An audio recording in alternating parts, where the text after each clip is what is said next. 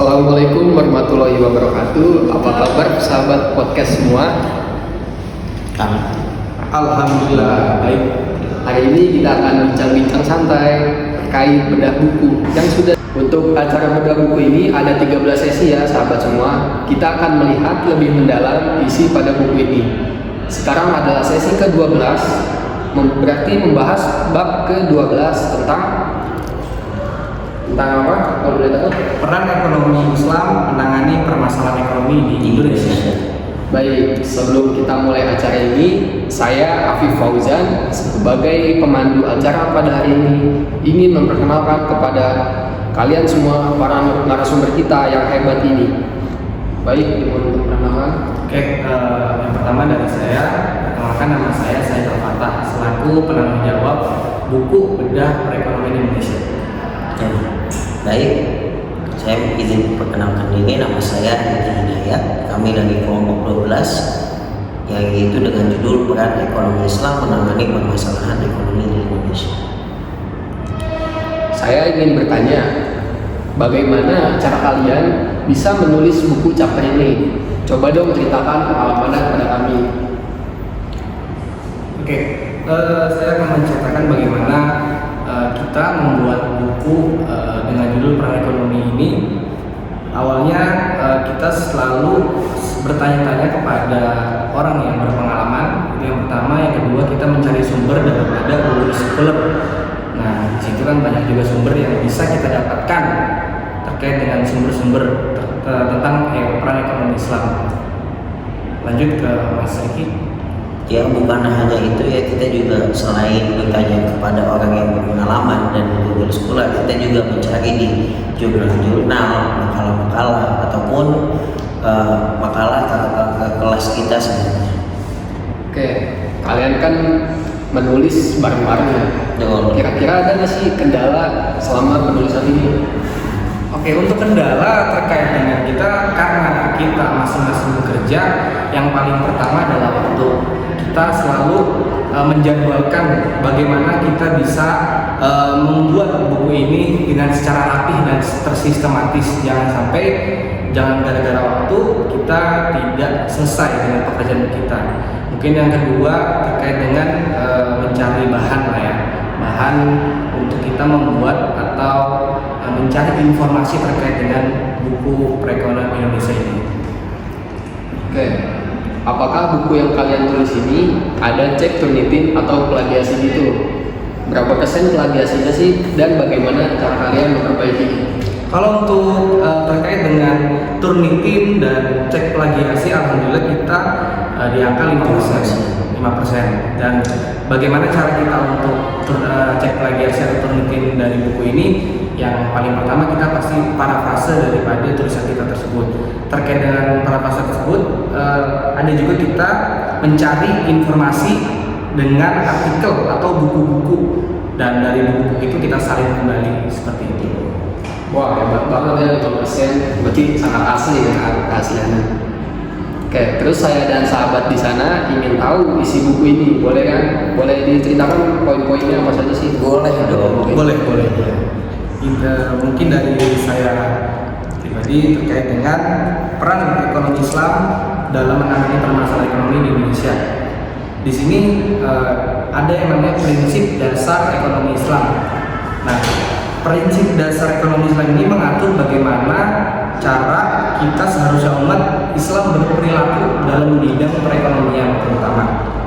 Dan di sini ada beberapa macam prinsip. Yang pertama ada prinsip keadilan.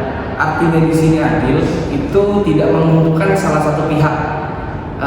Jadi di sini sama-sama untung dan tidak menguntungkan di salah satu pihak. Itu yang pertama. Yang kedua ada kepemilikan hukum.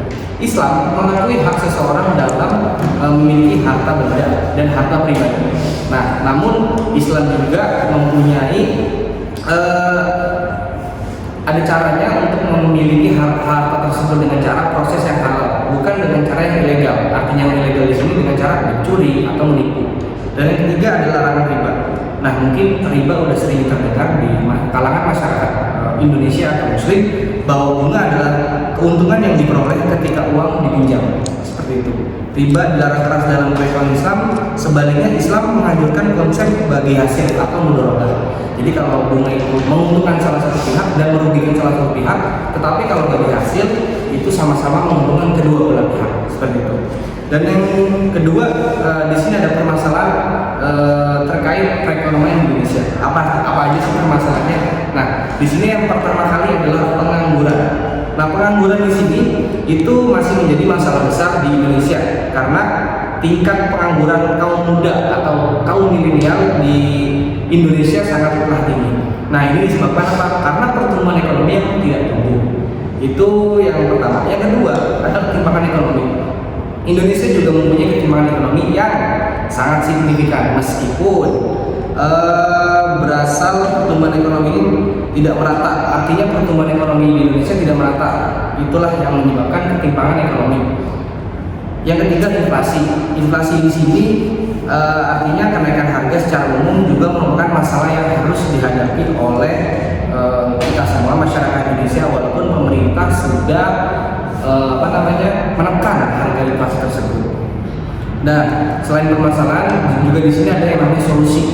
Apa sih solusi keuangan Islam? Ada beberapa solusi yang mungkin bisa mengurangi permasalahan ekonomi Indonesia. Yang pertama adalah zakat. Zakat ini adalah kewajiban sumbangan atau infak yang dikenakan terhadap harta benda yang telah mencapai nisab.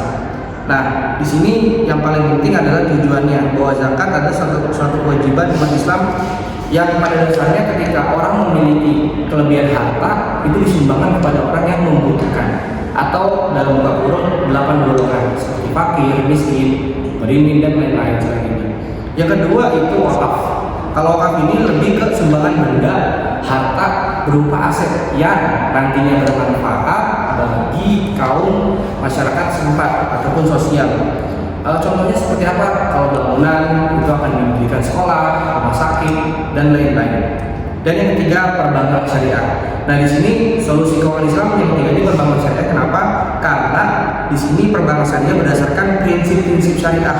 Artinya di sini tidak ada yang namanya riba atau bunga. Karena di perbankan syariah itu dia ada yang namanya bagi hasil atau mudharabah, yang nantinya sama-sama menguntungkan kedua belah pihak. Itulah dari penjelasan pertama. Lanjut akan dijelaskan oleh sahabat saya. Adapun pembahasan yang keempat yaitu studi kasus atau contoh praktis. Apa sih studi kasus atau contoh praktis? Itu adalah suatu metode penelitian dan pembelajaran yang digunakan untuk menggambarkan atau mengilustrasikan situasi atau permasalahan kehidupan nyata. Tentu studi kasus ini sering digunakan dalam berbagai bidang, termasuk ilmu sosial, bisnis, kedokteran, dan juga pendidikan. Tujuan dari studi kasus adalah memperoleh pemahaman mendalam tentang suatu peristiwa atau situasi tertentu, menganalisis faktor-faktor yang terlibat dan menemukan solusi atau rekomendasi yang tepat. Berikut adalah beberapa contoh praktis studi kasus. Ada studi kasus bisnis, studi kasus dokter, studi kasus pendidikan, studi kasus keuangan, dan studi kasus sosial. Mungkin saya di sini akan menjelaskan tentang studi kasus pendidikan, yaitu contohnya seorang guru dapat melakukan studi kasus tentang siswa yang mengalami ketidakmampuan belajar. Guru mengumpulkan informasi tentang kemajuan akademik siswa, metode pengajaran yang digunakan, dan upaya yang dilakukan untuk membantu siswa. Kemudian ada implikasi politik. Dalam politik mengacu pada akibat atau dampak suatu kebijakan, tindakan atau peristiwa terhadap dunia politik, pemerintahan atau sistem politik suatu negara. Dampak politik ini bisa sangat berbeda tergantung pada konteks dan sifat dari peristiwa atau keputusan tersebut. Berikut adalah beberapa contoh kebijakan umum, yaitu pengaruh terhadap keputusan politik, pemilihan parlemen, stabilitas politik, perubahan kekuasaan, hubungan internasional, reputasi politik, partisipasi politik, pengaruh media. Adapun pengaruh politik terhadap pengambilan keputusan kebijakan ekonomi, yaitu kebijakan ekonomi yang ditempuh seringkali bergantung pada kepentingan politik berbagai politik, termasuk partai politik, kelompok kepentingan, dan individu politik, pergantian pemerintahan, dan dampak birokrasi. Kemudian ada masalah korupsi, pengaruh internasional, dan respon terhadap krisis ekonomi. Adapun dari buku ini kesimpulannya adalah kesimpulan mengenai prinsip dasar ekonomi Islam. Permasalahan perekonomian Indonesia, solusi keuangan Islam, studi kasus atau contoh praktis, serta implikasi politik adalah bahwa prinsip-prinsip ekonomi Islam memiliki potensi yang sangat besar untuk membantu mengatasi permasalahan ekonomi dan sosial yang dihadapi di Indonesia. Prinsip-prinsip seperti keadilan, kepemilikan yang sah, larangan riba, zakat dan wakaf, mudharabah dan lain sebagainya, ini memberikan dasar moral yang kuat untuk pembangunan ekonomi yang berkelanjutan dan inklusif. Dalam konteks perekonomian Indonesia, tantangan seperti pengangguran, ketimpangan ekonomi, inflasi, dan ketergantungan pada sumber daya alam masih menjadi masalah serius, dan solusi keuangan Islam dapat menjadi alat yang efektif untuk mengatasi permasalahan ini. Selain itu, upaya pemerintah, lembaga keuangan, dan pendidikan ekonomi Islam dan mendorong inklusi keuangan syariah adalah langkah-langkah penting dalam menghadapi permasalahan ekonomi di Indonesia. Implikasi politik dalam proses pengambilan keputusan ekonomi juga tidak boleh diabaikan, karena kebijakan ekonomi seringkali dipengaruhi oleh dinamika politik yang kompleks. Oleh karena itu, pemahaman yang baik tentang hubungan antara politik dan ekonomi adalah kunci menjalankan pemerintahan yang efektif dan mencapai solusi yang berkelanjutan. Mungkin itu penjelasan dari kami kelompok 12 mengenai peran ekonomi Islam menangani permasalahan ekonomi di Indonesia. Keren banget ya pembahasannya. Nah, saya mau tahu nih, kira-kira tujuan kalian menulis bab buku ini sih untuk apa sih? Oke, terkait dengan tujuan penulisan buku peran ekonomi ini, kita mengetahui terkait dengan prinsip ekonomi di Indonesia itu ada, dan ada yang dengan permasalahan juga ada. Selain permasalahan yang ada, juga ada solusi. Ketika ada masalah, ada solusi, dan dari masalah itu bisa kita selesaikan dengan cara menulis dengan buku ini. Mungkin dari buku ini mereka yang tidak tahu akan tahu seperti itu. Luar biasa banget, kalian yang masih muda bisa menulis hebat seperti ini.